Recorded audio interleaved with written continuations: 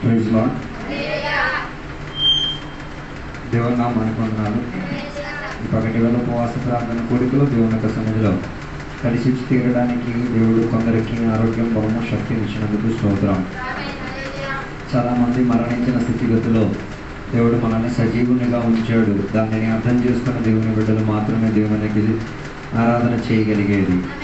కడమటి వారు దేవునికి ఏం చేయలేరు, ఆరాధన చేయలేరు.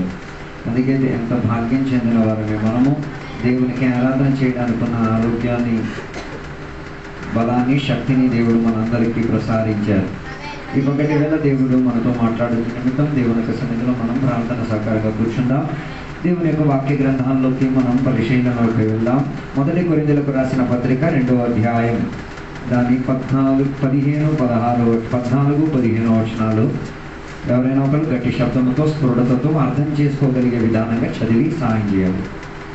ప్రకృతి సంబంధమైన మనుషుడు దేవుని ఆత్మ విషయములను అంగీకరింపడు. అవి అతనికి వెరితనముగా ఉన్నవి. అవి ఆత్మానుభావము చేతనే వివేచింపదను కనుక అతడు వాటిని గ్రహింపజాలడు. ఆత్మ సంబంధమైన వాడు అన్నిటిని వివేచించును, కానీ అతడెవడి చేతను వివేచింపబడడు. చాలు. అక్కడ చదివిన వాక్య భాగములో ఆత్మ సంబంధి అన్న పదాన్ని ఉపయోగించారు.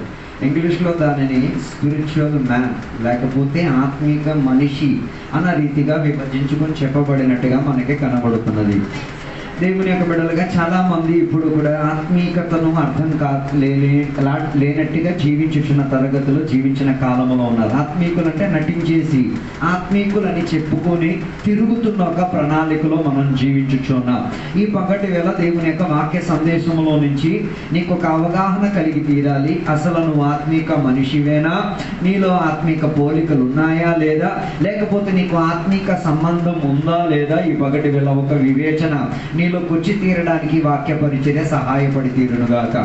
అక్కడ చదివిన వాక్య భాగంలో రెండు రీతి కలిగిన మనిషి గురించి చెప్పబడుతున్నట్టుగా మనకి కనబడుతున్నది. ఒకటి శారీరక ప్రక్రియలో జీవించుచున్న మనిషి, దాని గురించి నేను పట్టుకోవాలనుకోవట్లేదు. రెండోదిగా ఉన్న భాగం ఆత్మీకతలో సంబంధించి జీవించిన వాడి గురించి బైబిల్ చెప్తున్నట్టుగా అక్కడ మనకి కనబడుతున్నది.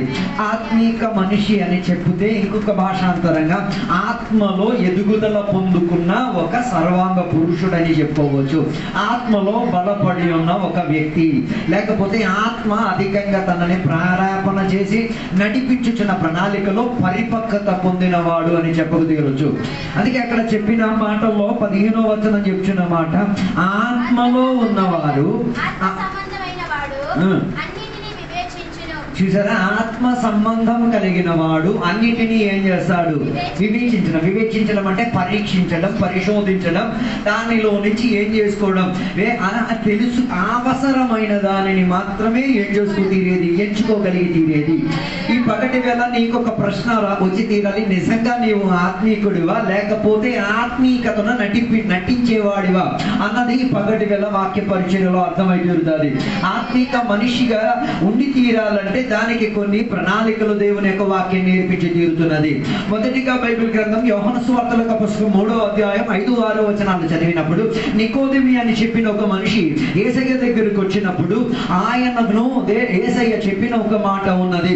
ఆయనతో యేసయ్య చెప్పిన ఒక మాట, ఒకడు కొత్తగా జన్మించకపోతే తప్ప, ఎలా నీటి ద్వారాను పరిశుద్ధాత్మ ద్వారాను ఒక మనిషి మరలా జన్మించకపోతే ఆయన దేవుని యొక్క రాజ్యములో ప్రవేశింపలేడు అన్న వాక్యోపదేశాన్ని ఎక్కడ చెబుతున్నట్టు కనబడుతున్నది.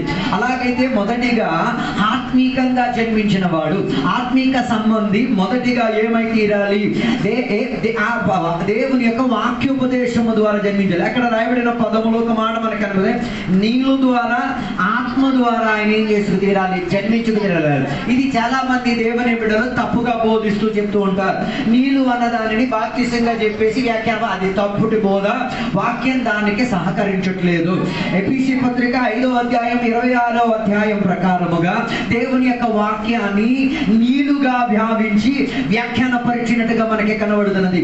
దానిని ఆధారం తీసుకొని యోహాను సువార్త 3వ అధ్యాయం 5-6వ వచనాన్ని కలిపి చదివేస్తే మనకి తెలిసొచ్చే భావం, యేసయ్య మనల్ని జన్మింప చేసేది దేవుని యొక్క వాక్యము ద్వారా. నీళ్ళు అని ఉపయోగించినది దేవుని యొక్క వాక్యం ద్వారా జన్మింపబడిన వాడు. రెండోది ఆత్మ ద్వారా, దానిని పరిశుద్ధాత్మ అని చెప్పి తీరొచ్చు. అలాగైతే నీ జన్మ, ఆత్మీక పురుషుని యొక్క జన్మ ఎలా జరిగి తీరేది? దేవుని యొక్క వాక్యోపదేశం ద్వారాను, రెండోదిగా దేవుని యొక్క పరిశుద్ధాత్మ శక్తిని ద్వారాను. దీనిని అర్థం చేసుకు తీరాలంటే యేసయ్య జన్మించిన జన్మ క్రమావళి నీకు అర్థమై తీరాలి. యేసయ్య జన్మించిన క్రమావళిలో బైబిల్ సెలవిచ్చిన మాట, ఆయన తల్లిదండ్రుల ఇష్టానుసారంగా జన్మించలేదు. నువ్వు జన్మించింది మీ అమ్మ నాన్న పెళ్లి చేసుకొని వారు ఇష్టపడ్డారు కాబట్టి వాళ్ళకి ఆ కోరిక, ఏ కోరిక? పిల్లలు కనాలన్న కోరిక ఉన్నది కాబట్టి నువ్వు జన్మించావు. దాని అర్థం నీకు నీ అమ్మ నాన్న కలయిక ఒక ప్రభావం ఉంది. యేసయ్య జన్మకు ఏం లేదు, అమ్మ నాన్న కలయికకు ఏం లేదు, ఏ రీతి కలిగిన ప్రభావం లేదు. అందుకే తన జన్మ ప్రత్యేకత చెందిన జన్మ. దాని వేదన కలిగిన భావం ఏంటిది అంటే, దేవుని బిడ్డలో కూడా యేసయ్య జన్మను ప్రశ్నించుకొని క్రైస్తవులుగా ఆత్మీయులుగా నటించేస్తున్నారు. చాలా మందికి ఇప్పుడు కూడా తెలియదు. అనుకుంటున్నా యేసయ్య జన్మ ఏదో మామూలు. యేసయ్య జన్మ మామూలు జన్మ కాదు, యేసయ్య జన్మ ప్రత్యేకత చెందిన జన్మ. అందుకే చాలా మంది దేవుని యొక్క బిడ్డలకు కూడా సందేహం కలుగుతుంది, ఆదాము జన్మించినట్టుగా యేసయ్య కూడా జన్మించాడు. నో, ఆదాముకున్న శరీరం కాదు యేసయ్యకున్న శరీరం, ఆదాముకున్న రక్తం కాదు యేసయ్యకున్న రక్తం. ఆదాముకున్న రక్తానికి యేసయ్యకున్న రక్తానికి రెండు రీతి కలిగిన భేదగతి ఉంది. ఆదాముకున్న సృష్టికి యేసయ్యకున్న జన్మకి తేడా ఉంది. అది ఒక్కటి కాదు. చాలా మంది ఇది ఒక్కటని నమ్మేస్తున్నారు. నమ్మేస్తే ఏమవుతుందో తెలుసా? నీ రక్షణ జీవితం పాడైంది. ఆదామును దేవుడు సృష్టించారు, వెరీ గుడ్. కానీ యేసయ్యను కూడా దేవుడే సృష్టించి తీరింది. ఆదాము సృష్టిలో ఏ రీతి కలిగిన కలయిక దేవుడు ఇచ్చారో అదే కలయిక కాదు ఎవరిలో యేసయ్య. అందుకే బైబిల్ చెప్పిన మాట, యేసయ్య జన్మించిన కాల తరగతిలో వాక్యం ఏమై తీరింది? శరీరం ధరించుకు తీరేంతటి ఆత్మ ప్రవాహం వచ్చింది. రెండు శక్తులు తన మీద మరియా ఒక శరీరంలో ప్రభావితం అవ్వడం వలన ఏమై తీరింది? ఒక పుట్టుక జరిగి వచ్చి తీరింది. అలాగైతే రక్షణ పొందిన దేవుని బిడ్డల యొక్క జీవితం ఎలా వాక్య శక్తి ద్వారాను పరిశుద్ధాత్మ శక్తి ద్వారా ఉన్న కలియక ద్వారా ఏమై తీరాలి? ఒక అదృశ్యమైన జన్మ నీలో జరిగి తీరాలి. అలా జన్మించిన వాడే ఆత్మీయంగా జన్మలోకి వచ్చిన వాడు. దాని అర్థం నువ్వు రక్షణ పొందే చర్యలో వాక్యం నీ హృదయంలో ఏం చేయాలి? పని చేయాలి. రెండోది ఆత్మశక్తి నీ హృదయంలో పని చేయాలి. వీటి ఇరువరి కలయిక మూలంగా ఏమొచ్చింది? నీకు పశ్చాత్తాపం వస్తుంది. ఏమి? నేను పాపిని, నేను దుష్కర్మిని, నేను అన్యాయస్తుడిని, నేను వ్యభిచారిని, నేను బైబిల్లో రాయబడిన పాపాలన్నిటికీ నాకేముంది? సాదృశ్యం ఉంది అన్నది సొంతంగా అడిగి అర్థం అవ్వాలి. చాలా మంది బలవంతంగా రక్షణ పొందిన వాళ్ళే, బై ఫోర్స్. ఈరోజు నువ్వెలా జన్మించావు నువ్వే పరిశోధించు. ఇప్పుడు కూడా కొందరికి అర్థం కావట్లేదు ఏది పాపమో వాక్యం వారికి ఏం చేయట్లేదు, తెలియపరచట్లేదు. నా ప్రాబ్లం కాదు, నీ ప్రాబ్లం అది. నీకు అది వాక్యం నాకు అర్థం కావట్లేదు. అందుకే వాక్యం ఎంత ఘోరంగా చెప్పినా పశ్చాత్తాపం ఎక్కడ రావట్లేదు, వాక్య పరిచర్య తర్వాత రావట్లేదు. కారణం ఏంటిది? వాక్యముతో నీకే రీతి కలిగిన జన్మస్పందన లేదు.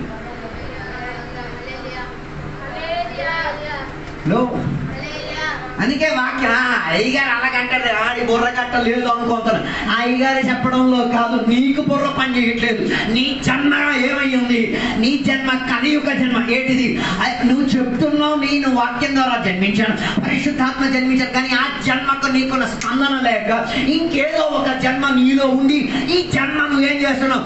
ప్రహసనంగా చూపించే ఒక ప్రణాళిక. అందుకే అందరూ ఆత్మీయతలో పుట్టిన వాళ్ళ, అందరూ ఆత్మీయతలో పుట్టిన అందరూ.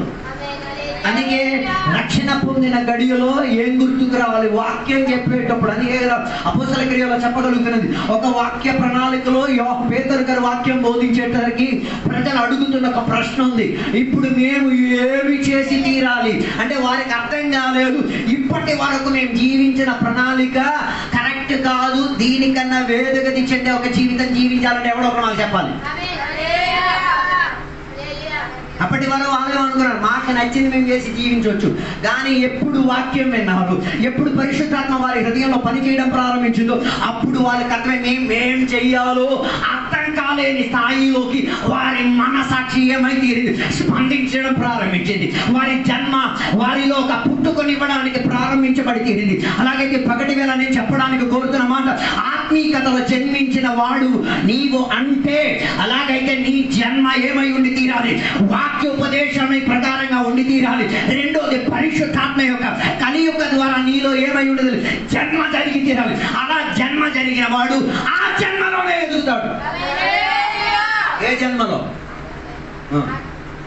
వాక్యం అన్న కలయికలో ఉన్న జన్మలో, ఆత్మలో ఉన్న కలయికలో ఉన్న జన్మలోనే ఆయన ఏం చేస్తాడు, పెరుగుతాడు, ఎదుగుతాడు, సస్తాడు. ఆత్మీయుడైతే మనం ఆత్మీయుడు కాకపోతే నాకు సంబంధం లేదు, అది నీ తలనొప్పి నువ్వు చూసుకోవాలి. ఆత్మీయుడైతే నువ్వు వాక్యం ద్వారా జన్మించావా, నువ్వు ఆత్మశక్తి ద్వారా జన్మించావా, అలాగైతే ఇక్కడ నుండి నీ స్టెప్ మొత్తం ఏమైతే వాక్యం ద్వారానే జీవింపబడేటట్టుగా ఉండి తీరాలి, ఆత్మ ద్వారా నడిపింపబడేటట్టుగా ఉండి తీరాలి. అంటే నీ జన్మకు ఏం చేయాలి, సాదృశ్యం చూపించేటట్టుగా ఉండి తీరాలి. అలాంటప్పుడు ఐదారు అడుక్కోవాల్సిన అవసరం లేదు. ప్రార్థనకి రారా, చర్చికి రారా, అడుక్కుంటే నీ జన్మ కలియుగ జన్మ. దానిని తెలుగు భాష మంచి ప్రయోగం అని నేను మాట మీరే అర్థం చేసుకోవాలి. ఒకడు అడుక్కొని రావాల్సిన పరిస్థితి అంటే స్పిరిచువల్ నువ్వు జన్మించలేదు నాకు.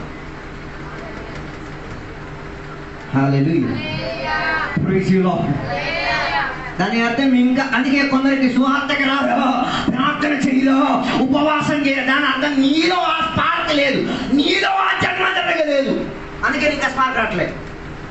ఇంకెవడో ఏం చెయ్యాలా, పందిని మేపినట్టుగా ఎంతకాలం. హలో, అలాగే పగటి వేళ నీ జన్మను కాస్త సరి చేసుకో. వాక్యం ద్వారా జన్మించబడి తీరడానికి, ఆత్మస్వకరాల ద్వారా జన్మించి తీరడం. మరియా చేసింది ఏంటో తెలుసా? మరియా దగ్గరికి దేవదూత వచ్చి సందేశాన్ని చెప్పారు. ఏంటో, నీకొక సంతానము జన్మించబోతున్నాడు. అప్పుడు ఆమె చెప్పిన మాట ఏంటో తెలుసా? నేను పురుషుని ఎరగట్టలేదు, అది ఎలా నా జీవితంలో సంభవించి తీరేది. అప్పుడు దేవుడు, నువ్వు భయపడాల్సిన అవసరం లేదు, నువ్వు కాస్త అనుమతిస్తే చాలు, నువ్వు కాస్త అవకాశం ఇస్తే చాలు, నేను మిగతా పని చేసి తీరుతానని దేవుడు వాగ్దానం చెప్పిన పిమ్మట వాక్యం క్రియ చేయడం ప్రారంభించింది, పరిశుద్ధాత్మ క్రియ చేయడం ప్రారంభించింది. ఆ శరీరం లోపల పిండం ఆటోమేటిక్ గా డెవలప్ అవ్వడం ప్రారంభించి తీరింది. అలాగే ఆత్మీయుడిలో కూడా అదే ఆటోమేటిక్ గా ఏది వాక్య శక్తి ద్వారా, ఆత్మశక్తి ద్వారా, ఆ కలయిక ద్వారా జన్మ జరిగినది ఏమై తీరాలి, కొత్త జన్మగా మారి తీరాలి. అదే దానినే కొత్తగా. పాతగా జన్మించడం అంటే మీ అమ్మ నాన్న ఇష్ట ప్రకారం పాత జన్మది. అందుకే యోహాను సువార్త 3వ అధ్యాయం 5-6 వచనం చదివేటప్పుడు శరీరములో జన్మించినది శరీరానికి ఏం చేసి తీరుతుంది, అలవాటు చేసుకుంటుంది. ఆత్మలో జన్మించిన దానిని, ఆత్మలో ఉన్న దానిని, ఆత్మ ద్వారా దానిని ఏం చేసుకునేది, స్వీకరించుకు తీరేది. అందుకే వేషధారణ ఎందుకు చేసింది చాలా మందిలో ఆత్మీయులని, ఆత్మలో జన్మించేసి శారీరకతను చూపించుతున్నాను కాబట్టి నీ జన్మ కరెక్ట్ కాదు, నువ్వు ఆత్మీకంగా జన్మించలేదు, నీలో ఆత్మీకత పరిపక్వత రాదు. You cannot be spiritually mature. ఆత్మీకంగా ఏం చేయలేవు, పరిపక్వతలోకి రాలేవు. అందుకే ఈ కాన్ఫ్లిక్ట్ ఎప్పుడు ఉంది, ఏది శరీరానికి ఆత్మకి ఎప్పుడు ఏముంది, ఒక పోరాటం ఉంది. అందుకే కదా ఆత్మ విషయంలో నీకు చెయ్యాలని ఆతృత ఉంది, శరీర విషయం నేనేం చేసి తీరుతున్నది, డామినేట్ చేసే ప్రభుత్వ పరిస్థితి తీరుతున్నది. అప్పుడు నీవు వివేకముగా ఆత్మలో జన్మించిన, ఆత్మీకంగా జన్మించిన వాడన్న పరిజ్ఞానం ఉన్నోడు చెప్తాడు, శారీరక సుఖం నాకు అక్కర్లేదు, ఆత్మీక సౌకర్యం కొరకు శారీరక సుఖం నేనేం చేసి తీరాలి, త్యజించడానికి, చంపి తీరడానికి, నిష్ప్రయోజనం చేసి తీరడానికి రెడీ అయిన వాడే ఆత్మికంగా మెచ్యూర్ అయిన వాడు. లేకపోతే మొత్తం నటించుకొని జీవిస్తాడు, నటించి పాట పాడేస్తారు, నటించి రైగర్ని మోసం చేసేస్తారు, నటించుకొని దేవుని కోసం అని చేస్తారు, నటనతో అన్ని చేసేస్తారు. వాస్తవికత ఏం లేదు, ఆయనలో ఏ రీతి కలిగిన స్పందన లేదు. అందుకే ఈ పగటి వేళ దేవుని విడదారా, నీవు జన్మించుకు తీరాలంటే ఈ పగటి వేళ దేవునికి చెప్తా, దేవో నీ వాక్యం నన్ను జన్మింపచేసి తీరాలి, నీ ఆత్మశక్తి నన్ను జన్మింపచేసి తీరాలి. వాటి ద్వారా నేను శిశువు అవ్వాలి, వాటి ద్వారా నేను ఎదుగుదల పొంది సంపూర్ణ పురుషుని గాను, సంపూర్ణ స్త్రీ గాను, ఆత్మీకతల పరిపక్వత పొందినవాడుగా రావాలి. దాని అర్థం నీ జన్మ కరెక్ట్ కాకపోతే నీ ఎదుగుదల డిఫెక్ట్ లోకి వచ్చేస్తుంది. అందుకే కొందరు జన్మించారు రక్షణలో. ఎందుకు తెచ్చి విడిచిపెట్టేశారు? ఎప్పుడో వీడి ఎదుగుదల ఏమైపోయింది, జన్మించిన ప్రక్రియ నుంచి దాటిపోయింది. హలో, ఆత్మీకంగా జన్మించిన వాడికి ఒక సిద్ధాంతం ఉంది. ఏంటో తెలుసా? ఒకసారి జన్మితే మరి రిటర్న్ బ్యాక్ లేదు, ఏం లేదు. మళ్ళీ తిరిగి వేరే ఒక జన్మలోకి వెళ్ళే అవకాశం ఏం లేదు. కానీ నువ్వు కోరుండే డెవలప్ చేసుకోవచ్చు. అందుకే మొదటిగా బైబిల్ చెప్తున్న మాట, నీవేం చేయాలి? కొత్తగా జన్మించి తీరాలి. ఈ పగటి వేళ నీ జన్మలో నీకేమైనా సందేహం ఉంటే ఈ పగటి వేళ యేసయ్యకు, దేవా ఒక కొత్త జన్మ కోసం నేను రెడీగా ఉన్నాను. మరియా చెప్పినట్టుగా, దేవా ఈ శరీరం రెడీగా ఉంది, ఈ మట్టి ఘట్టం రెడీగా ఉంది. ఇందులో దేవా నీవు కోరినట్టుగా, నువ్వు ఆశించిన ప్రకారముగా, నీవు కోరే విధానముగా ఉన్న ఒక జన్మ జరిగి తీరాలి. నేను రెడీ దేవా, నీ జన్మ నాలో జరిగి తీరాలని ఒప్పుకోగలిగి తీరితే నీ లోపల కొత్త జన్మ ప్రారంభమై తీరుతాయి. అప్పుడు ఈ కొత్తగా జన్మించిన వాటిలో 2 పోరాటాలు ఉన్నాయి. ఏంటిది? ఒకటి శారీరక పోరాటం, రెండోది ఆత్మిక పోరాటం. వీటి రెండిట మధ్య నలిగిపోవడం కాదు, వీటి రెండిట మధ్య నిర్ణయం తీసుకోగలిగిన వాడు ఆత్మికంగా ఎదుగుదల పొందిన, ఆత్మికంగా జన్మించిన వాడని చెప్పవచ్చు. రెండోదిగా బైబిల్ చెప్తున్న మాట, మొదటి కొరింథీయులకు రాసిన పత్రిక 2వ అధ్యాయం 16వ వచనం చెప్తున్న మాట, దేవుని యొక్క మనసు కలిగిన వాడై ఉంటాడు, ఆత్మీకంగా జన్మించిన వాడు. మై గాడ్, కొత్తగా జన్మిస్తేనే దేవుని మనసు నీకు అర్థమయ్యింది. కొందరికి ఇప్పుడు కూడా ఎవరి మనసు 25 సంవత్సరాలు చర్చికి వచ్చి అయ్యారు మనసే తెలియదు ఇప్పటికి.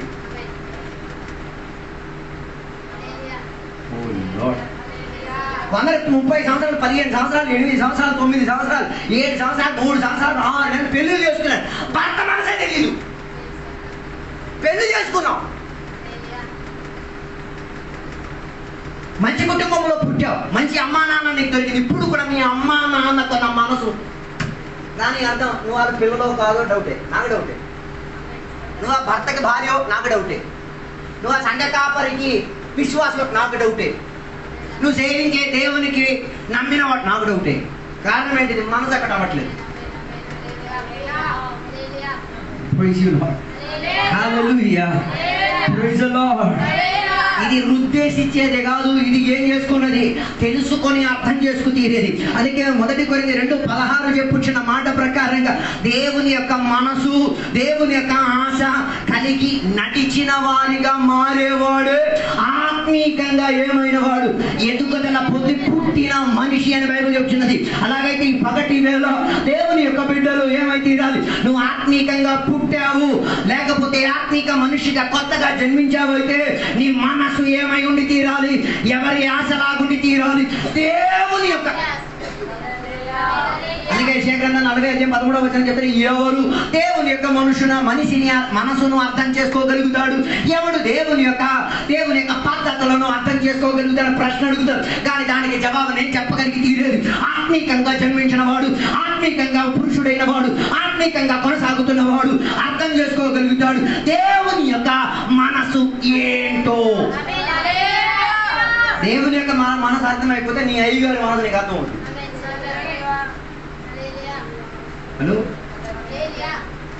నీ అయ్యగారు మనసు నీకు అర్థమైపోతే నీ భర్త మనసు ఏంటో నీకు అర్థం అవుతుంది. నీ అమ్మా నాన్న మనసు ఏంటో నీకు అర్థం అవుతుంది.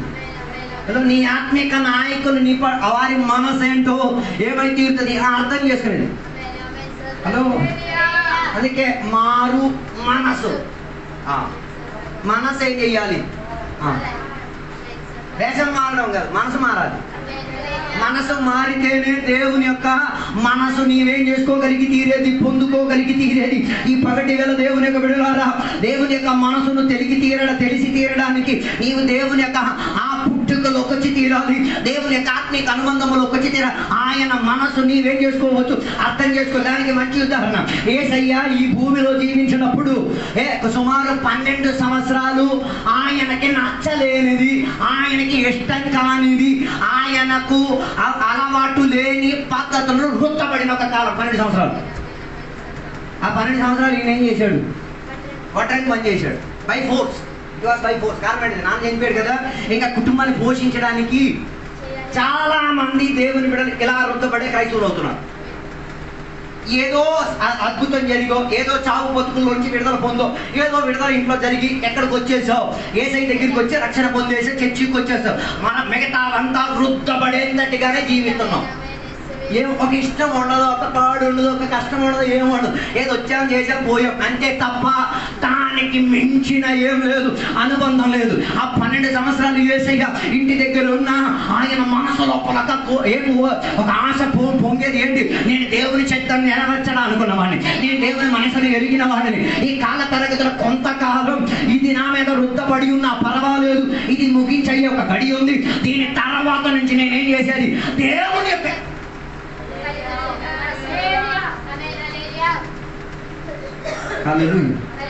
అందుకే యేసయ్య 12 వయసున ఆయన దేవాలయానికి వెళ్ళినప్పుడు ఆయన చెప్పిన ఒక పదం ఉంది, నేను నా దేవుని యొక్క పనిని నేనేం చేసి తీరుతున్నాను, కొనసాగి మానసది. ఆయనకి ఎవడు చెప్పాడు? నాన్న చెప్పాడా? అమ్మ చెప్పాడా? నువ్వు అక్కడికి వెళ్ళి చెయ్యాలి. అమ్మ నాన్న మర్చిపోయారు, 3 రోజుల పాటు ప్రయాణం అయిపోయారు. 3 రోజులు ఎలా తిండి తినరో నాకు అర్థం కాదు. నువ్వు నీ అమ్మ నాన్న కుటుంబీకులు గొప్ప అనుకుంటున్నావు కదా, వాళ్ళు మర్చిపోయే సిద్ధాంతాలు రెడీ అవుతాయి. వారి మనసుకు తెలిసేదానికన్నా మిన్నగా గట్టిగా సెంటెన్స్ చెప్పిగా దేవుని మనసు ఎరిగి తీరడానికి ఆత్మీకంగా ఉన్నవాడు, ఆత్మీకంగా కొత్తగా జన్మించినాడు ప్రయాసపడాలి. అందుకే రెండోదిగా చెప్పిన మాట, ఎవరి మనసు? క్రీస్తు మనసు మనకి కలిగి ఉండి తీరాలి. దేవుని మనసు మనకు కలిగి ఉండి తీరాలి. క్రీస్తు మనసు కలిగి ఉంటే సంఘం ఎరగించడానికి ప్రయత్నం చేస్తాం. క్రీస్తు మనసు కలిగి ఉంటే కట్టబడలేని సంఘాన్ని ఇటుక మీద ఇటుతో కట్టేసి పూర్తి చేయడానికి మనసు ఉంటుంది. దేవుని యొక్క మనసు నీలో ఉండి చెప్తే నీ సేవకుడు, నీ ఆత్మీక నాయకుడు ఎక్కడెక్కడికి వెళ్తున్నాడు ఆయన వెనకాల నువ్వు వెళ్తావు. నీ పని నా పని నా కష్టంగానే. అందుకే ఈ కాలంలో దేవుని బిడ్డలకి అర్థం కావట్లేదు. ఏది దేవుని? అందుకే నేను చెప్పిన ఆత్మీకులు కాదు, కొంత చాలా మంది ఆత్మీకులు కాదు. అందుకే ఆలయానికి నేను వెళ్ళాలా, పనికి వెళ్ళాలా తెలియట్లేదు. చర్చికి వెళ్ళాలా, పనికి వెళ్ళాలి. ఏది నీకు శాశ్వతం? అదే చాలా మంది తెలియట్లేదు. నువ్వు ఈ భూమిలో బతికేది ఎక్కువ అయితే 80 కూడా గ్యారంటీ ఉందో నాకు తెలియదు. నువ్వు 80 సంవత్సరాలు బతుకోవడానికి ప్రయత్నం చేస్తున్నావా, యుగాలు బతకడానికి ప్రయత్నం చేస్తున్నావా? యుగం బతకడానికి కోరిన వాడు ప్రతి కూడికి వెళ్తాడు. వెళ్ళలేకపోతున్నావంటే నీకన్నా ఆత్మీక తత్వం ఇంకా లేడు.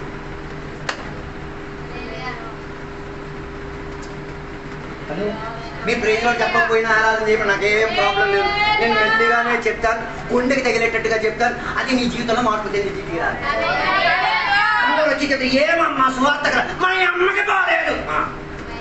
నువ్వెప్పుడూ ఆత్మీయతలో పత్రం అయిపోయావు. దాని అంటే నువ్వు ఎంచుకోలేకపోతున్నావు. 80 సంవత్సరాలు నీ అమ్మ నీతో ఉంటది, దాని తర్వాత నీతో ఎవడు ఉంటాడో దానికి స్టోరీలు రెడీగా ఉంటాయి. నేను దీనికోసం రాలేదయ్యా, ఇది మనసు దేవుని ఎరిగి తీరితే అమ్మకి రోగమైనా పర్వాలేదు, ఉద్యోగం లేకపోయినా పర్వాలేదు, తినడానికి రేపటికి తిండి లేకపోయినా పర్వాలేదు, మనసు దేవుని దయ తీరితే వాటి మీద ఆలోచించిన వాడి గురించి దేవుడు ఏం చేసి ఆలోచించడానికి మనసు కలిగి తీరుతుంది. అందుకే కాలంలో నటన ఆదివారమే మనకే కనబడేది. ఏం నటించేస్తారు ఆత్మీయతని. మిగతా రోజు నీకు ఆరాధన ప్రార్థన ఉండదు. ఆదివారం నాకు నీకు చెప్పట్లు ప్రియుడు వెళ్ళలేకపోతాడు. నేను వినడం కాదు, ప్రియేక దేవుడు వినలేకపోతున్నాడు. కారణం ఏంటిది? అందులో ఏం లేదు, ఆత్మీయత లేదు. ఆదివారం మాత్రమే నేనేం చెయ్యాల, మరి మిగతా రోజు ఎవరిని చూసుకోవడానికి వెళ్ళాలి?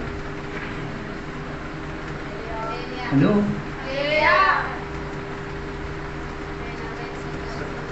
క్రైస్తవ్యం మనం అనుకున్న అలా మునిగి అలా బయటికి వచ్చేది అలా ఆత్మశక్తులు అన్ని భాషలు చెప్పేట అయిపోయే జీవితం కాదు. ఉద్యోగం కూడా నిన్ను ఏం చేస్తుంది? ఇస్తిఫా ఇచ్చేస్తుంది. దేనికి? దేవుని మనసులోకి ట్యూనింగ్ అయితే.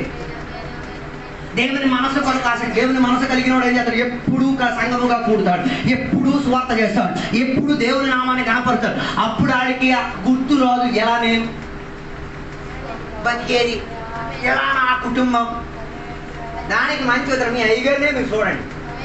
3 ఎకరాల పొలం ఉంది, ఎప్పుడైనా వెళ్ళి పని చేయి, ఎక్కడ పిలిచి పని చేయండి వెళ్ళారు. నీకు కానీ అలాగంటే అవకాశం కదా, ఆయన పేరు పోసేస్తారు వెళ్ళిపోతాం. ఆయనకున్న మనసు, అది నీ సంఘ కాపరికున్న మనసు ఏంటిది? లేదు, నాకు దేవుడు చెప్పిన ఒక మాట ఉంది, నేను నీకు పంపించిన దేశంలో నీవేమై తీరాలి, అనేకులను దేవుని యొక్క మనసులోకి ఏం చేయాలి? రూపాంతరం తెచ్చి తీరాలి. దానికి నీవు నీ పొలాన్ని ఏం చేయకూడదు, పని చేయకుండా ఉంచి తీరడానికి మనసుని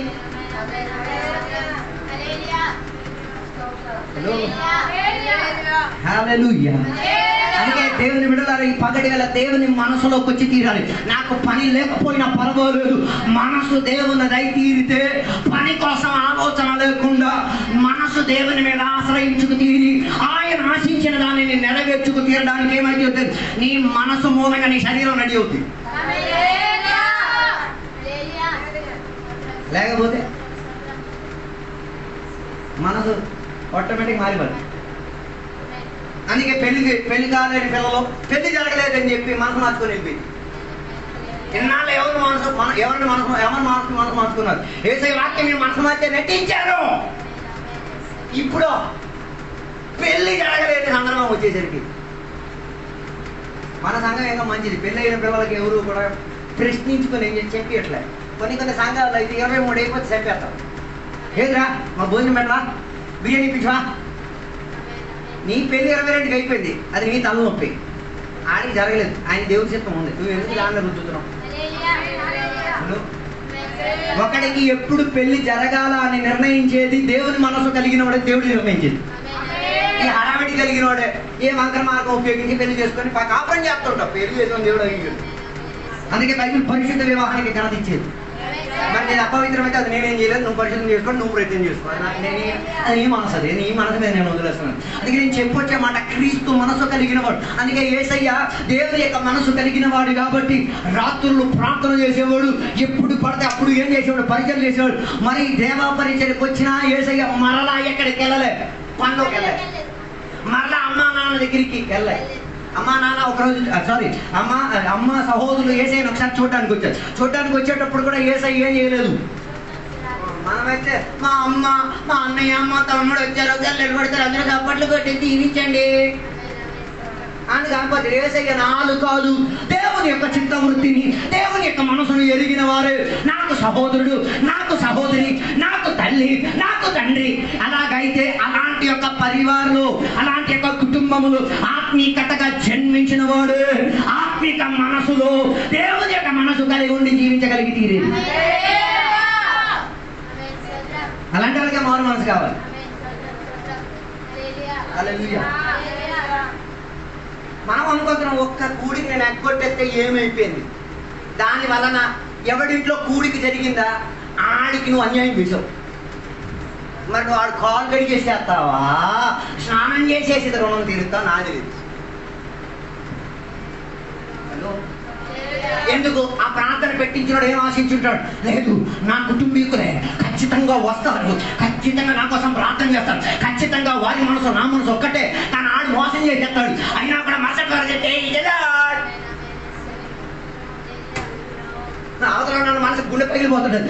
ఒరే నీ మనసు నా మనసు ఒక్క మనసు అనుకున్నాను రా, ఇలా చెయ్యతాడు ఇష్టం లేకపోయినా ప్రేతులాడతాడు. అది నిన్ను నవ్వించడానికి లోపల గుండెగమైపోతున్నది, బట్టలైపోతున్నది. మనసు నాది కాలేదు కదా, ఆడు వెంటనే చేశాడు, నన్ను శపించడు, నువ్వు నాశనం అయిపోయినా ఆడు దేవుని మనసు నీడికి ఇవ్వు దేవా, ఆత్మిక పరిపక్వత నువ్వు దేవా. ఎలాగైతే పరిశోధించుకో, ఎన్నిసార్లు ఆత్మీకుడని నటించేసి ఎందరిని గాయపరిచేది ఇది దేవుని మనసు అని చెప్పుకుంది.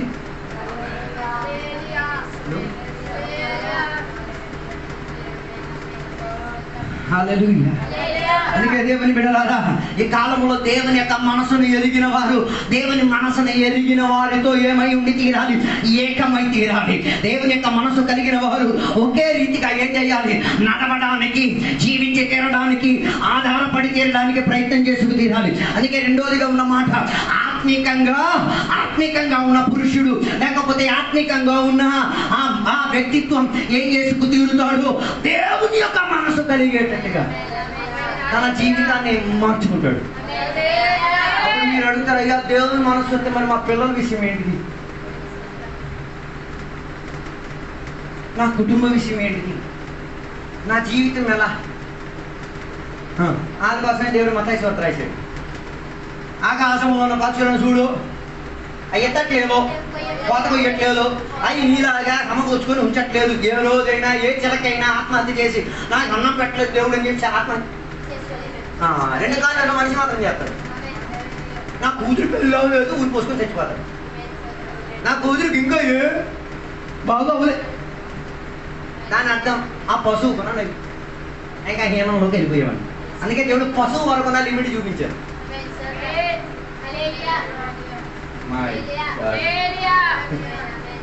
పశువులతో సంభాషించిన తర్వాత రేపటి గురించి ఆలోచించేవాడు ఎవడు? దేవుని బిడ్డ కాదు. నువ్వు పశువు కాదు, అన్యుడు. మరి నువ్వెవడో నువ్వే పెడుతుంది. దేవుని మనస్సు ఉంది కాబట్టి దేవుడు ఆ మనస్సులోకి రావడానికి ఈ ఉదాహరణలన్నీ ఇచ్చి చెప్పారు. ఆ ఉదాహరణలు ఇచ్చేటప్పుడు కూడా ప్రజలకు ఏం అర్థం కాలేదు, ఆత్మీయంగా స్పందన కాలేదు. దేవుని మనసు అంటే ఏంటో అర్థం కాదు. ఈ పగటి వేళ దేవుని బిడ్డలారా, నీ పిల్లల భవిష్యత్తు గురించి కాదు, నీ వ్యక్తి పరిస్థితి ఎలా గడుగుతుందన్న విషయం కాదు. అది ఇంకా నడిపించుకు తీరడానికి నువ్వు నమ్మిన దేవుడు, నీకు ఆత్మీయతను ఇచ్చిన దేవుడు, నీకు కొత్త జన్మను ఇచ్చిన దేవుడు, ఆయన శక్తివంతుడే, ఆయన నపుంసకుడు కాడు, ఆయన చేతగానోడు కాదు. నేను చచ్చిపోతే నా పిల్లలు ఏమైపోతారు? నువ్వు చచ్చిపోయినా బతుకుతారు, నువ్వు ఉన్నా బతుకుతారు. దేవుని మనసులో కలిగి తెచ్చేస్తే చాలు. అందుకే కదా కొన్ని సంఘాల్లో విశ్వాసాల మనసు అయ్యగారి మనసు కావద్దు. అయ్యగారి మనసు ఏముంటది? సంఘం పట్ల ఏదో చెయ్యాలి. విశ్వాస మనసు ఎప్పుడో నువ్వు ఆత్మీయతలో చచ్చిపోయినావు. కారణం ఏంటిది?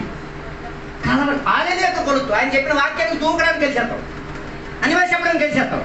వాటినే కలిసే నీవు అన్ని విషయాలు ఎందుకు కలవలేకపోతున్నావు?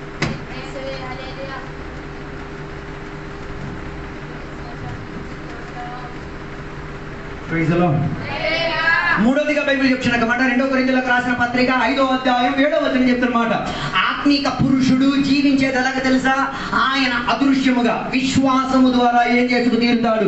జీవించి తీరుతాడు. ఆయన వెలుచూపు వలన జీవించడు, బదులుగా దేని ద్వారా జీవించారు? 90% దేవుని బిడ్డల పని పని పని. నువ్వు దేని ద్వారా జీవిస్తున్నావు? నమ్మలేకపోతున్నా. పని నాకు దొరకకపోయినా ఇంటికి సొమ్ము వస్తుందని నమ్మలేకపోతున్నావు. నా పెళ్లి లేట్ అయిపోయినా పర్లేదు, దేవుడు టైంకి విశ్వాసముతో ఉన్న తెస్తాడని నువ్వు, దేవుడిని రోగాలు స్వస్థపరుస్తాడని నమ్మగలుగుతున్నావు. భవిష్యత్తులో దేవుడు ఇది చేతగానోడు.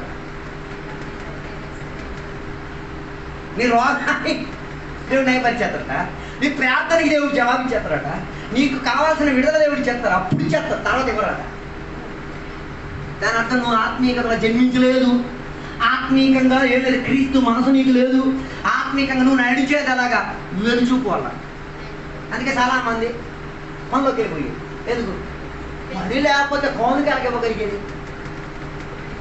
నీకు ఎవడైనా కోనికి ఇచ్చేవా లేదు అడుగుతున్నారా? దర్శనం మాకు ఇచ్చారా లేదా ఎవడైనా అడుగుతున్నాడు? నువ్వు ఇవ్వకపోయినా వచ్చి కూర్చోగలిగితే విశ్వాసంతో దేవుడు నడిపించుకోగలుగుతాం. అందుకే నాకు ఆశ్చర్యం కలిగిన ఒక విధవరాలు గురించి బైబిల్లో ఉంది. ఆ విధవరాలు కరువు కాలంలో ఏం చేసిందో తెలుసా? ఇంట్లో కాస్త పిడి కాస్త మాత్రమే ఆహారం కొరకు సదుపాయాలు ఉన్నప్పుడు ఎక్కడికి వెళ్ళింది? కర్రలేపు. మన కాలం ఈ కాలంలో ఉన్న రాయగడ సంఘ బిడ్డలైతే మరి చెప్పలేరు, పని బయలుదేరుతారు. మరి ఆ కరువు కాలంలో ఎవరికి పని ఇస్తారు? ఆవిడ ఆమెకు పని ఇచ్చే ఆ కాలం కాదు. ఆమెకు అర్థమైంది నాకు పని దొరికే కాలమే, నేను కాస్త ఏం చేస్తాను కర్లేరు. దాని భాగ్యమో దేవుని కృపో దేవుని హస్తమో తెలియదు, కానీ నేను నమ్ముతున్నాను నిజంగా దేవుని కృపే. నేను కళ్ళ ఏరుకోవడానికి వెళ్ళడము, అటు నుంచి అభిషక్తుడు రావడము ఒక్కటే. అందుకే ఆ కథ ఇంటికి వెళ్ళి మీరు చదవండి. అభిషక్తుడైన సేవకుడికి ముందే దేవుడు చెప్పాను, నేను సరాఫాతులో ఎవరిని ఏం సిద్ధపరిచాను, ఒక పేద విధవరాలను నేను రెడీ చేశాను, నువ్వు ఆడకి బయలుదేరు. మా న్యాయంకి ఇన్ఫర్మేషన్ ఇచ్చారా లేదా బైబిల్ చెప్పట్లేదు, కానీ ఆమెకు మాత్రం ఇన్ఫర్మేషన్ తెలిసింది. ఏంటి? నన్ను ఎత్తికొచ్చిన ఒక అయ్యగారు ఉన్నాడు, ఆయనకి నేను ఎలా కనబడాలి, ఏదో పని విశ్వాసంలో పని చేసేటట్టు కనబడాలి. కొన్ని విశ్వాసులు ఉన్నారు వెలిసూపుతోనే జీవిస్తారు, వెలిసూపుతోనే అయ్యగారికి వెళ్తారు. ఆదివారం నేను చూడొచ్చు ఈ వెలిసూపుతో వచ్చిన వాళ్ళని. పాట మాత్రం పెడతా, వెలిచూపు వలన జీవించను విశ్వాసము వలనే. ఆపురా నాయన, 6 రోజులు నువ్వు వెలిచూపుతో జీవించావు. 7వ రోజు విశ్వాసాన్ని ధరించేసుకుని వచ్చాడు. Praise God. Hallelujah. Hallelujah. దేవుని యొక్క బిడ్డలు ఆత్మీక పురుషుడైతే, ఆత్మీక అవయవం కలిగిన వాడైతే, ఆత్మీకంగా జన్మించిన వాడైతే, ఆత్మీక మనసు కలిగిన వాడైతే ఆయన జీవించేది ఎలా? విశ్వాసము ద్వారా. అందుకే కదా వర్షం లేని సందర్భమున గోతులు తవ్వమని చెప్పేసరికి విశ్వాసంతో పార తీశారు, విశ్వాసంతో తవ్వడం మొదలెట్టారు. మొత్తం గోతంతా తగ్గిసేది. తగ్గేసిన ప్రణాళికలో విశ్వాసముతో వారు తవ్విన పిమ్మట విశ్వాసముతో ప్రవాహం వారి దగ్గరికి ఏమంటేది జల ప్రవాహంగా. వాక్యాలు మూడు వినేస్తాం, ఈ వినేసి మొత్తం వెలిచూపు. హలో, అందుకే విధవరాలు నాకు బాగా నచ్చింది. ఏం చేయడానికి వెళ్ళింది? ఓ రొట్టికి ఎంతకర్ర కావాలి, ఓ 2 కర్ర ముక్క కూడా అక్కడ ఒక్క సింగిల్ కర్ర చాలు. ఒక్క రొట్టి ఉడకడానికి ఎంత కావాలి? ఈవేం చేసింది? నా అనుకొంతను ఒక్క కర్ర కన్నా ఎక్కువ తీసుకోవడానికి వెళ్ళింది. అందుకే బైబిల్ చెప్పేది విశ్వాసం మాత్రం జీవిస్తే మాత్రం సరే క్రియలు ఉంటాయి. గొప్ప ప్రార్థన చేసిన సంఘం మొత్తం విశ్వాసంతో నింపండి. ఏది నీ విశ్వాసంతో ఉన్న కర్ర? గొప్ప ప్రార్థన 25 సంవత్సరాలు ప్రార్థన నేను ఆపడం టైం అవ్వదా? దాని అర్థం ప్రార్థనకి శక్తి లేదన్నారు కదా. నేనంటే ప్రార్థన మన క్రియ ఏది?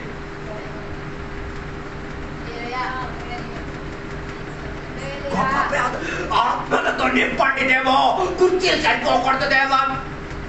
నేను అడిగేది ఏది? విశ్వాసంతో ఉన్న కర్రలు. విశ్వాసముతో క్రియ చేసి వెలిచూపుతో ప్రార్థన చేసేసావు. హలో, మన చర్చి నిర్మాణం గత 32 సంవత్సరాల నుంచి ప్రార్థన చేసిన ప్రార్థనా విషయం ఎక్కడి వరకు వచ్చింది? చివరి గడువులోకి వచ్చింది. అప్పుడు కూడా క్రియ రావట్లేదు. అందుకే స్లాబ్ వేసేటప్పుడు 5,000 చెప్పాల్సిన పరిస్థితి వస్తుంది. గొప్ప వేలు చూపే ఊరోళ్ళందరికీ తెలిసింది. అంతవరకు నిర్మాణం వచ్చింది. ఈ 7వ విశ్వాసంతో జీవించిన వారికి ఆత్మీయులు అంటున్నారు, ఆత్మలో జన్మించారు అంటున్నారు. I have a question. నాకు అందులో ఒక ప్రశ్న ఉంది. హల్లెలూయా, థ్యాంక్ యూ. విశ్వాసముతో జీవించిన వాడు విశ్వాసముతోనే చూస్తాడు. అందుకే అబ్రహాముకి దేవుడు చెప్పిన నేను నీకు సంతానాన్ని ఇస్తాను. కానీ వెలుచూపు వలన ఆయన ఏం చేసుకున్నాడు? ఒకరిని తెచ్చుకున్నాడు. దాని వలన ఇప్పుడు ఒక దాని సమస్య ఏం చేయలేదు, తీరలేదు. ఓకే, అది అలాగే ఉంచండి. వెలుచూపుతో విశ్వాసాన్ని అడ్డం పెట్టేసుకొని తెచ్చుకున్న కొన్ని ఉన్నాయి కదా, అది జీవితాంతం నీకు తన్నేది. ఇప్పుడు కూడా అర్థం కావట్లేదా? అర్థం కాలేదు. దేవుడు అబ్రహాముకు వాగ్దానం ఏమిచ్చారు? నేను నీకేమిస్తాను? బహు సంతానాన్ని ఇస్తాను.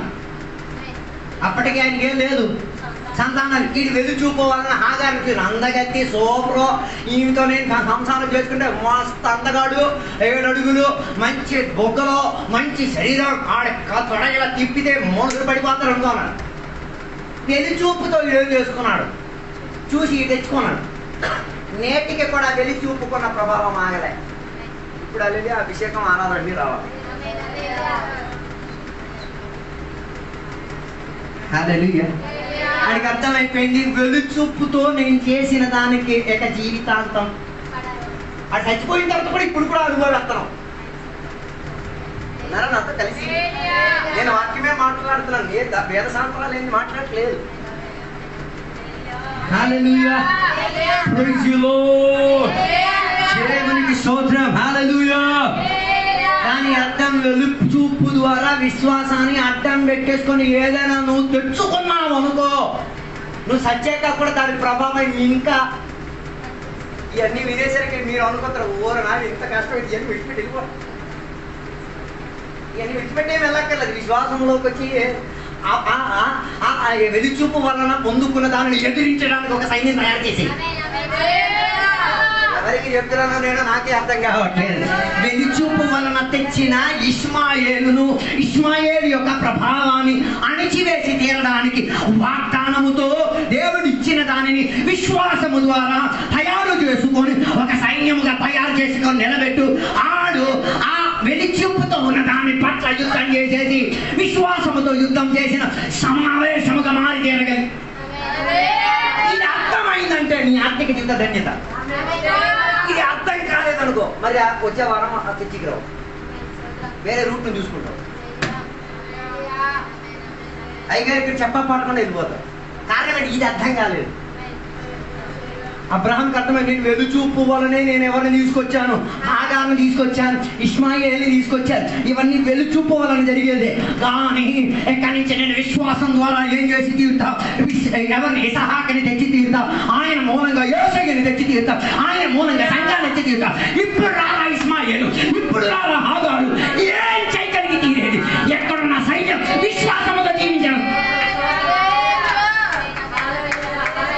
హల్లెలూయా. Praise the Lord. Hallelujah. Hallelujah. ఆగారుని చూసి సారా వేదన పడడం కాదు, ఇష్మాయేల్ని చూసి ఇసాహాకు వేదన పడడం కాదు. నాయన నువ్వు చూడడం కాసా ప్రారంభించు, విశ్వాసం ద్వారా చూడు. నీ కొరకు దేవుడు ఏర్పరిచిన ఆ కుటుంబ తరగతి. అందుకే యేసయ్య అబ్రహాంతో చెప్పిన, దేవుడు అబ్రహాంతో చెప్పిన, నువ్వు ఆకాశంలో నక్షత్రాన్ని చూడు, భూమిలో ఉన్న ఇసుకను చూడు. అట్లాంటి రీతి కలిగి విశ్వాసంలో ఉన్న కొన్ని నేను నీకు చూపెట్టినా అవి నువ్వు చూడగలిగితే నీకే. మన అబ్రహాం సారమ్మ సైట్ కాడ ఉంది, అదే చూస్తున్నాయి తప్ప ఇది చూడలేకపోతున్నాం. ఏది? Hallelujah. Praise the Lord. Hallelujah. Hallelujah. వెలుగు చూపులో చూచినప్పుడు నీకు ఎరుకో కనబడితే వచ్చేమో, కానీ విశ్వాసంలో చూడగలిగి తీరితే నువ్వు సంచరించి నడుచుకొని చేరు పలుకుతున్నా.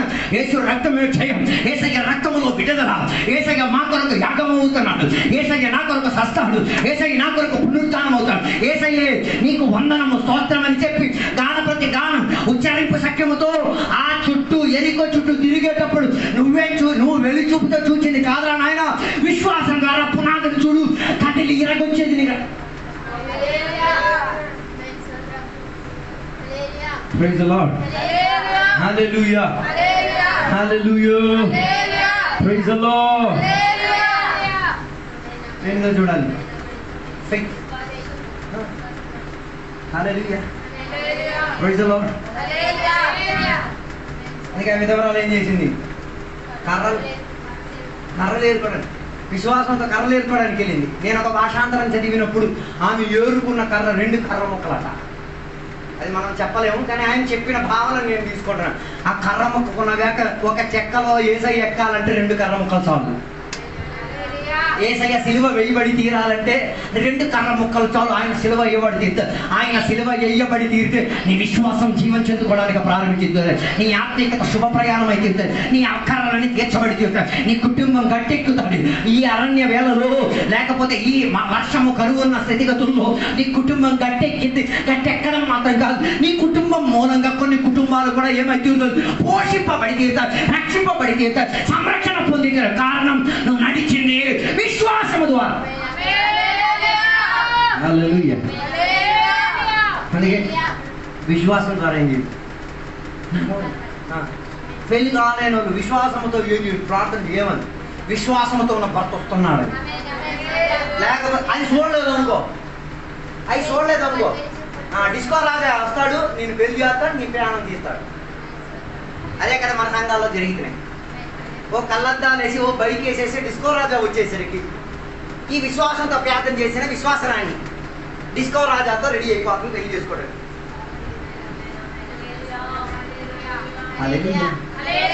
Praise the Lord. Hallelujah. నీ వివాహ విషయం గురించి ఆలోచిస్తున్నావా? నీ పిల్లల విషయం గురించి ఆలోచిస్తున్నావా? నీ ఇల్లు విషయం గురించి ఆలోచించున్నావా? నీ వ్యక్తిపర విషయం గురించి ఆలోచిస్తున్నావా? ఒక్కసారి విశ్వాసంతో దాన్ని నేను చేసి క్రియలో కొంత చేయడానికి ప్రారంభించుకుని.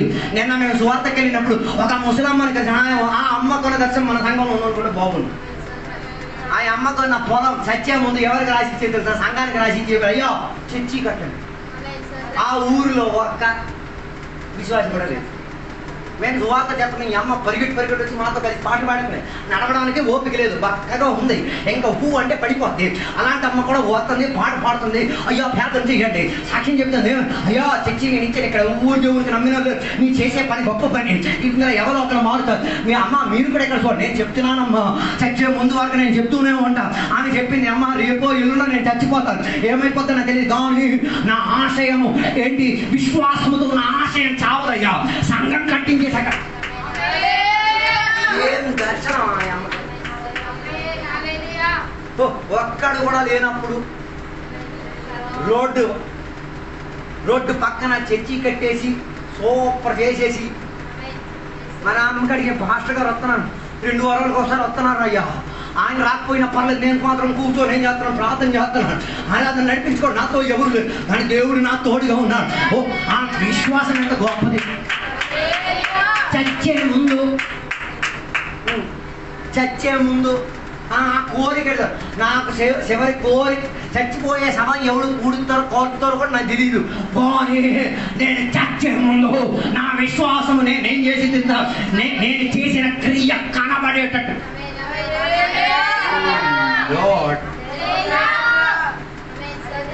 విశ్వాసంతో జీవించిన వాడు అలా చేయగలిగేది. లేనోడు సంఘానికి కింద నుంచి పొడుస్తాడు. ఎలాగా అట సంఘం కాడుతుంటే వీడు ఇక్కడి నుంచి మ్యానిపులేషన్ చేస్తాడు. ఈ సంఘం ఎలా పాడబడతాడు, ఎక్కడ రానివాడిని ఏం చెయ్యాలా, రాని కూడా ఏం చెయ్యాల, ఎలా గొడవలు చుచ్చులు పెట్టేసి ఏం చెయ్యాల. సంఘం నువ్వు నీ పనిలో కానీ విశ్వాసముతో జీవించిన వాడు విశ్వాసంతో పని కానిస్తారు, క్రియలతో లేకపోతే వెలిచూపుతో జీవించిన ఎవడు గెలుస్తారో చూద్దాం. చరిత్ర నీకు నాకు టైం ఇస్తుంది, నీకు నాకు అవకాశం ఇస్తుంది.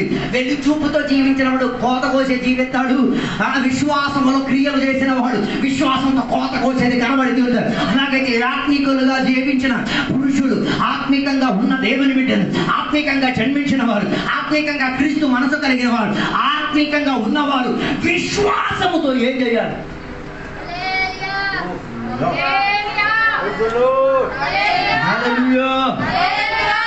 నాలుగోదిగా బైబిల్ చెప్తున్న మాట గలాతీ పత్రిక 5వ అధ్యాయం 22వ వచనం నుంచి 23వ వచనం వరకు చెప్పేటప్పుడు నాలుగోదిగా బైబిల్ చెప్తున్న మాట, ఆత్మీకంగా ఉన్న ఆత్మీక సౌభాగ్యం కలిగిన పురుషుడు, ఆత్మీక సౌభాగ్యంలో జీవించుతున్న పరిపక్వత పొందిన వాడిలో ఏముంటుంది?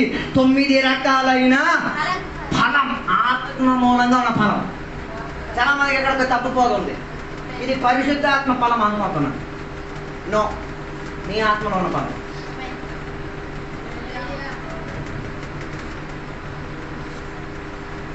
తొమ్మిది ఉన్నాయి, 9లో 9 వేలు చదువుతా. మొదటిది ప్రేమ, రెండోది సంతోషం, మూడోది సమాధానం, నాలుగోది దీర్ఘ సహిష్ణుత, 5వది పరోపకారిత, 6వది దయాలత మంచితనం, 7వది విశ్వాసం, 8వది సాత్వికం, 9వది స్వయం నియంత్రణ, సెల్ఫ్ కంట్రోల్, ఆశానిగ్రహం.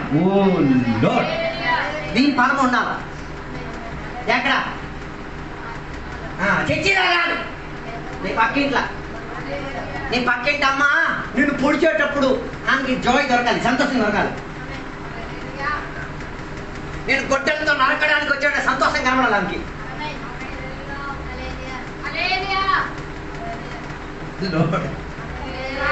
ప్రేమ కనబడాలి. నీకున్న డబ్బు సొమ్ము మొత్తం తినేసి తిరిగి ఇవ్వలేనప్పుడు నీకేం రావాలి? ప్రేమ రావాలి. ఇంకా ఇస్తాను కావాలని అప్పుడు మొత్తం తీరుతాను. మనం ఇంకొక ఆత్మ వ్యాపరింపజేసేస్తాం. వసూలు చెయ్యాలో ప్రేమ ద్వారా కాకుండా ద్వేషం ద్వారా.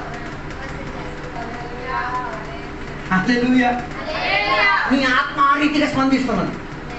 హలో, హల్లెలూయా. ఒకే ఇంట్లో ఉన్న కుటుంబ సభ్యులే, పెనీనా అన్న. పెనీనా ఏం చేసేది? ఏం పొడిచిందో మరి, పొడిచి ఎంత కరెక్ట్ నుంచి తీరింది. ఈ ఇంటికాడ చేసిన పని ఇప్పుడు ఎక్కడ చేయడం ప్రారంభించింది? దేవాలయం కాడ చేయడానికి యోగులకు ఒక పద్ధతి, రోజుకి ముమ్మారు ఏం చేస్తారు? దేవుని జ్ఞాపకం చేసి ప్రార్థన చేస్తారు. అది ఆడదైనా మగదైనా వారికి ఉన్న సమయ సందర్భోచితంగా వాళ్ళు ఏం చేస్తారు? సమయం ఏర్పరచుకొని ప్రార్థన చేస్తారు. కానీ పెనినా సతాయింపు ఇంత ఘోరం అయిపోయింది, తట్టుకోలేనంతగా మార్చింది. ఈమెమించుకుంది ఎక్కడికన్నా మంచిది దేవాలయానికి వెళ్ళినప్పుడు అక్కడ ఉన్న అయ్యగారు దీనికన్నా మిషన్ పర్ఫెక్ట్. ఆయన మరి విశ్వాస అవిశ్వాసం నాకు అర్థం కాదు, నీకు అర్థం కాదు.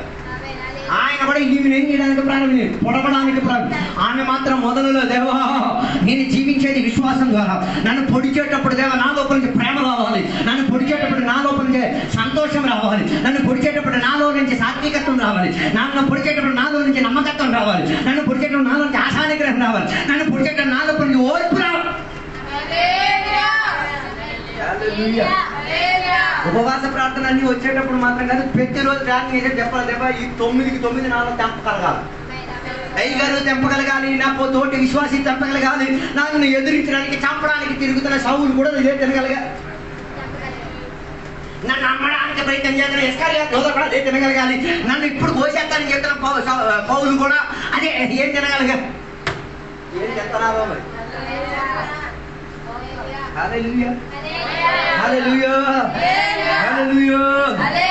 ఆత్మీకులను మీరు చూడండి, ఎంత బాధ పెట్టినా ఆ చిరునవ్వు మాత్రం మొక్కనించవద్దు.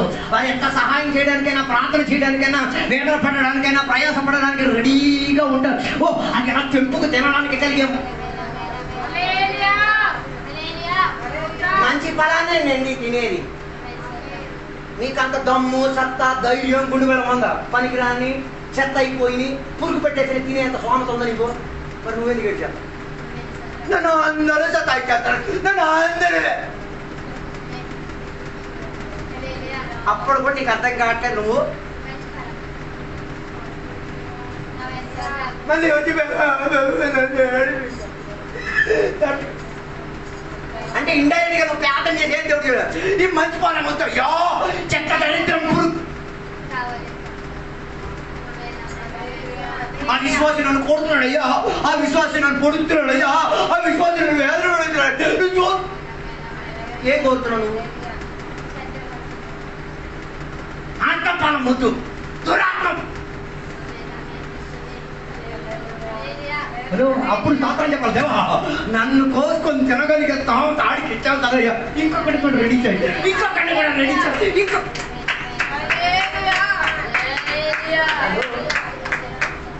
అందుకే కదా సంఘం విడిచిపెట్టి వెళ్ళే వరకు మనం రాలేదు. తెంపు తినరా, నన్ను బాధ పెట్టి నీకు సుఖం బాధ పెట్టుకో, నా పేక కోసి నీకు సుఖం కూసుకో, నన్ను దొక్కడించేసి నీకు సుఖం చూసుకో.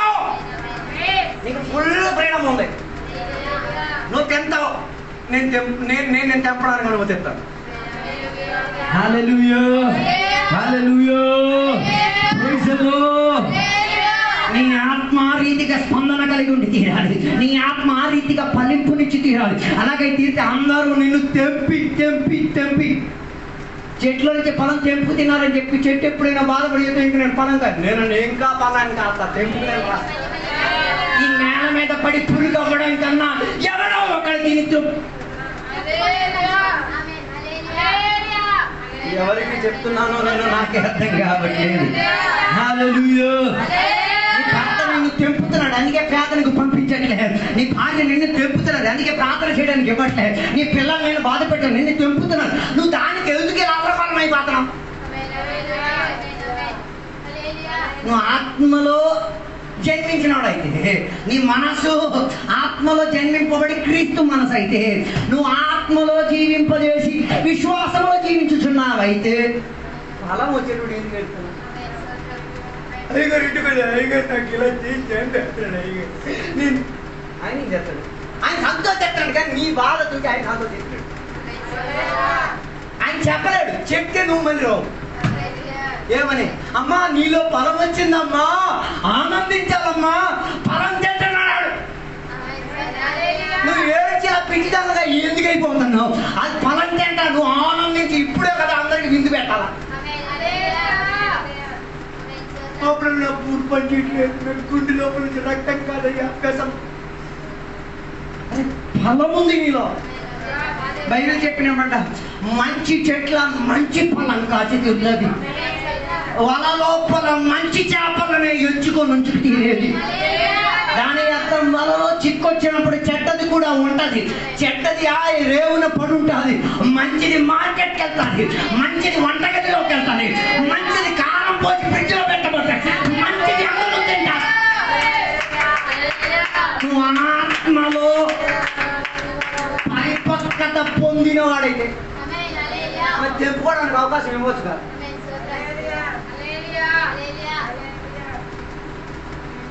ఫలం తెంపడానికి ఇవ్వు, చెట్టు మొత్తం పీకడానికి అవకాశం ఇవ్వమాట. ఇవన్నీ చెప్పొచ్చే కారణం ఇదే. ఫలం తెంపడానికి అవకాశం వచ్చి వీడు ప్రార్థన చేసి అయిగడు వీళ్ళు కూడా ఏ పీకెత్త మళ్ళీ ఏమవుతుంది ఫలమేంటి మళ్ళీ ఆ ఏరియాలో ఏమో. హల్లెలూయా. యేసయ్య అంజూరపు చెట్టును శపించడానికి ఉన్న ఒక్క కారణం ఏంటి? అందులో లేదు, ఫలం లేదు. ఆ రోజు యేసయ్య వచ్చినప్పుడు ఫలం లేదు కదా. దాని ఆయన తిరిగి వచ్చే ఒక సందర్భం ఉంది. అప్పుడు దానిలో ఒక శిఖరింపు ప్రారంభింపబడతాయి. అప్పుడు వాటిలో ఫలము చెట్టు, అప్పుడు యేసయ్య చెప్ప. ఒకనాడు యేసయ్య శపించారని చెప్పి ఇంకొకనాడు యేసయ్య వచ్చేటప్పుడు మళ్ళీ శపించడానికి కాదు. ఒకనాడు యేసయ్య వచ్చేటప్పుడు గొడ్డలతో నరకడానికి వచ్చారు. ఇక రెండో మారు వచ్చే నరకడానికి కాదు, దానిలో ఫలం కోసుకు తినడం.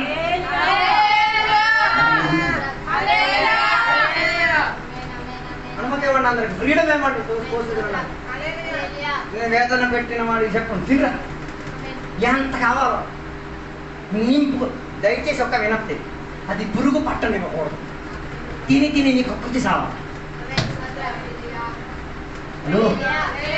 ఆత్మలో జీవించిన మనిషి స్పందించాల్సింది ఇలాగా. హల్లెలూయా, హల్లెలూయా. అనేక మంది స్వయం నియంత్రణ లేకుండా నిన్ను గుద్దడానికి గుద్దురా గుద్దు, ఎంత కావాలో నన్ను గుద్దు, నేను మాత్రం తిరిగి నేను నిలబడే ఉంటాను. ఆ నియంత్రణతో ఉంటాను. మాటల్లో నియంత్రణ, చేతల్లో నియంత్రణ, క్రియల్లో నియంత్రణ, అన్ని విషయాల్లో కంట్రోల్. ఆహారంలో నియంత్రణ, కొన్నిటి గది లేదు. పంది అయినా అడిగిన బాగా తింటుంది. సెల్ఫ్ కంట్రోల్ ఉంటే ఫుడ్ కూడా లిమిట్ అయిపోతుంది. లిమిట్ లేదు అనుకో, లిమిట్ తెప్పించడానికి దేవుడు ఏదో ఒకటి పంపిస్తాడు. అప్పుడు మందులు తిని లిమిట్లోకి రావాల్సి వస్తుంది. ఏది మంచిది? లిమిట్లో మనం ఉండడమే. హల్లెలూయా. మనకున్న పరిమితి లోపల మనం ఉండి తీరాలి. ఆహారానికి ఒక పరిమితి ఉంది, అన్ని ఆత్మీయ విషయాలకు ఒక పరిమితి ఉంది. దానిని మించి మనం ఏం చేయకూడదు, దాటిపోకడానికి దేవుడు మనకి స్వయం నియంత్రణ ఇచ్చారు. అందుకే నా మాటలు నేను ముగించాలనుకొచ్చిన, విశ్వాసముతో ఉన్న దేవుని బిడ్డలను ఏం చేయగలిగి తీరాలి? ఫలం కనబడి తీరగలిగే, తెంపగలిగే. ఎవరో తెంపుతారో నీ ఆత్మిక స్థితిగతి కొట్టుకుంటారు. అంతే కదా. ఇప్పుడు మామిడికాయ సీజన్ వచ్చింది. మామిడికాయని చూసినప్పుడల్లా రోడ్డు మీద వెళ్ళిన వ్యక్తి బూమ్ బూస్గాడు కూడా కొట్టేశారు. ఆడికి ఆ చెట్టుకి ఏ సంబంధం ఉండదు, ఆడికి ఆ చెట్టు నాటినోడితో ఏ సంబంధం ఉండదు, ఆడికి ఆ చెట్టుతో ఏ సంబంధం ఉండదు, ఆడికి ఆ ఏరియాకి ఏం సంబంధం. వీడు కూడా ఏం చేస్తాడు? వీడికి అర్థం కాబట్టి ఇదా కొడితే కూడా పడేది వాళ్ళ ఇంటికాడే. మళ్ళీ దీన్ని తీసుకోవడానికి మళ్ళీ దొంగిలించడానికి వెళ్ళాలి. కొందరు విశ్వాసాల పద్ధతి అలాగే, కొడుతున్నాడు అవి పడేది అక్కడే, అది ఆ వచ్చినట్టు దొంగిలించుకొని తీసుకెళ్ళాలి. మరి ఆడ విశ్వాసం అంటారు. ఎలా విశ్వాసం? దేవుడు నీకు ఫలం ఇచ్చేసి ఫలం ఫ్రీగా దొరకాలి తప్ప ఎవరైనా ఒకటి దొంగిలి. ఒక పాస్టర్ గారి ఇంటికి ఒక దొంగదుడి కథ చెప్పి ముగించేశారు. ఒక పాస్టర్ గారి ఇంట్లో ఒక దొంగదురాడు. పాస్టర్ గారిని కత్తిపేటలో పెట్టేసన్నారు. కట్టించుకుని పాస్టర్ గారి చేత పాస్టర్ గారిని కట్టించేశారు. పాస్టర్ అమ్మగారిని ఈయన కట్టించేసి మీకున్న డబ్బు, ఆస్తి, అంతస్తు, ఐశ్వర్యం మొత్తం నాకు ఇచ్చేది, లేకపోతే మీ ఇద్దరికి ఏం చేస్తాను. ఆమెకు అర్థమైపోయింది, నన్ను తెంపడానికి వచ్చాడు. ఇక్కడ నాయన నేను కొన్నవన్నీ నేను ఇచ్చేస్తాను, కానీ నువ్వు ఇవన్నీ తీసుకెళ్ళే మళ్ళీ నీకు ఒక ప్రశ్న అడిగేసి నేను వెళ్ళిపోతాను. నువ్వన్నీ తీసుకెళ్ళిన తర్వాత సుఖపడతావా? ఇవన్నీ తీసుకెళ్ళిన తర్వాత దీనికి శిక్ష రోజు అనుభవించాలా? ఇవన్నీ నువ్వు తీసుకెళ్ళిపోయిన తర్వాత సుఖంగా అనుభవించి తినేద్దాం అనుకుంటావే, దాని తర్వాత నువ్వు వెళ్ళేది నరకానికి. అక్కడ దేవుడు ఉండడు, దేవుని కృప ఉండదు, దేవుని సదుపాయం ఉండదు, నీ దొంగిలించిన సామగ్రి ఉండదు. నువ్వు వీడు మెల్లిమెల్లిగా కత్తి కిందగా పెట్టడం ప్రారంభించాడు. ఈ వాక్యం లోపల దిగడం ప్రారంభించాడు. వాక్యం విని విని విని ముందు చైర్లో కూర్చున్నా విని విని విని విని కాసేపు కిందకి దిగిపోయాడు, కాసేపు మోకాళ్ళ మీద దిగిపోయాడు. ఏడవడం వల్ల నేనేం చెయ్యాలి ఏసైనా రక్షకునిగా అంగీకరించాడు. చివరికి ఆ దొంగ మరుసటి వారం ఆదివారం చర్చికి వచ్చి రక్షణ పొంది మారు మనసు పొంది వాక్యం పొందడానికి నిర్ణయం తీసుకొని అన్నాడు. దొంగతనం చేయడానికి పాస్టర్ గారి ఇంటికి వచ్చాను. ఆయన దొంగతనం చేయడానికి ఇవ్వలే, ఉచితంగా చెప్పుకోవడానికి అవకాశం ఇచ్చాను. హల్లెలూయా. వేదన కలిగిన మాట ఏంటో తెలుసా, చాలా మంది దేవుని బిడ్డల దగ్గరికి దొంగిలించడానికి కత్తి పట్టుకొని మనుషులు వచ్చేసారు. ఆడి చేత బలవంతంగా వీళ్ళు ఏం చేయిస్తున్నారు, దొంగిలింపజేసే సామగ్రి దోచుకోవడానికి అవకాశం ఇస్తున్నారు. హలో,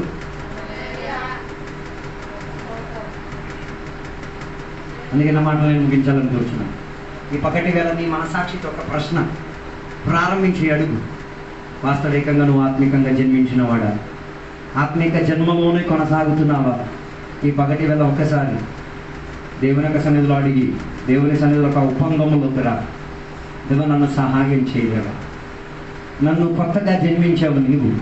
ఆ జన్మలో నేను క్రీస్తు మనసులోకి వచ్చి తీరాలి, విశ్వాసములో నడిచి తీరాలి. దేవా, ఫలం కాసేవాడిగా ఉండి తీరాలి, సహాయం దయచేయండి అని ఈ పగటి వేళ పశ్చాత్తాప మనోభావముతో, కన్నీటితో, దేవుని సన్నిధిలో నలిగిపోయిన హృదయముతో, దేవుని సన్నిధిలో శబ్దము ఉచ్చరింపు కాని సఖ్యముతో మూలుగుతున్న వేదనతో, అన్య భాషలతో దేవునికి వందనాలు చెప్పో, లేకపోతే పగిలిన స్వరములతో దేవునికి వందనాలు చెప్పి ఏ రీతిగా దేవునికి నువ్వు సేవించాలో ఆరాధన చేయాలో నాకు తెలియదు, నీకు ఎలా స్పందన కలుగుతున్నదో ఆ రీతిగా ఈ రాత్రి ఈ వాక్య పరిచర్యకు చివరి గడియలో స్పందించేసుకో. వీటి వలన నీకు ఒక మారు మనసు వచ్చి తీరిందంటే కొన్ని రోగాలు ఇప్పుడే విడుదలై తీరుతాయి, కొన్ని బంధకాలు ఇప్పుడే ఇరిగి తీరుతాయి, కొన్ని శాపాలకి ఈరోజు ఒక ఉన్మూలనం జరిగి తీరుతాయి, కొన్ని అదృశ్యమైన శక్తి నీలో నుంచి పారిపోతాయి, కొన్ని దుష్టాత్మల యొక్క ప్రభావం ఈరోజు నిష్ప్రయోజనమై తీరుతాయి, నీ కుటుంబం పట్ల ఒక కంచె దిగిపోబడుతుంది.